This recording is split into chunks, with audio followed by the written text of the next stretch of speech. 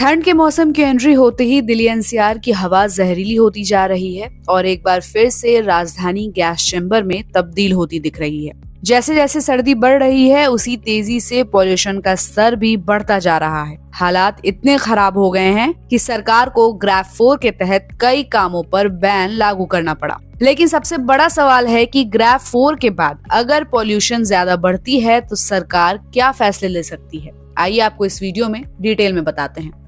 दिल्ली की air quality index और खराब हो गई है। दिल्ली का AQI 441 रहा और इससे दिल्ली देश का दूसरा सबसे पॉल्यूटेड शहर बन गया है। दिल्ली का AQI आज 441 दर्ज किया गया है जो गंभीर श्रेणी में आता है।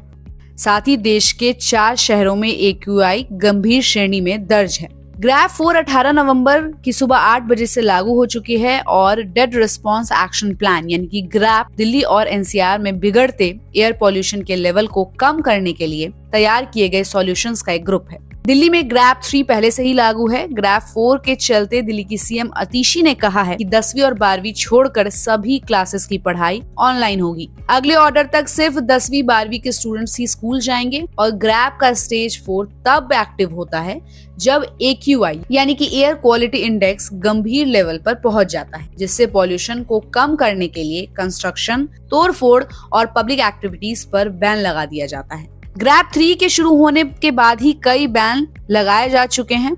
सड़कों पर उड़ रहे धूल के गुबार को शांत करने के लिए पानी की फुहारें छोड़ी जाती हैं, तो वहीं डीजल से चलने वाली मालवाहक गाड़ियों पर भी सख्ती से बैन लगाया जाता है। इसका असर बच्चों के स्कूलों पर भी पड़ेगा। ग्रैप 4 के तहत बैन लागू होने का सबसे बड़ा असर माल ढोने वाली गाड़ियों पर पड़ता है। इनमें ज्यादातर डीजल की गाड़ियां होती हैं। यदि पॉल्यूशन का स्तर और ज्यादा बढ़ता है तो ग्रैफ 4 के बाद सरकार को और भी कड़े कदम उठाने पड़ सकते हैं। इसमें पब्लिक ट्रांसपोर्ट को बढ़ावा देने के लिए पर्सनल गाड़ियों पर बैन लगाना शामिल हो सकता है। इसके साथ ही इंडस्ट्रियल एक्टिविटीज पर भी पूरी तरह से रोक लगाई जा सकती है। आम जनता को बाहर निकलने से बचने की सलाह दी जा सकती है और खासकर बच्चों, बुजुर्गों और अस्थमा पेशेंट्स को। सरकार पॉल्यूशन को कंट्रोल करने के लिए धूल और धुएं को कम करने वाले उपाय कर सकती है। पानी का छिड़काव, सड़कों की सफाई और पराली जलाने पर सख्त कार्रवाई की जा सकती है।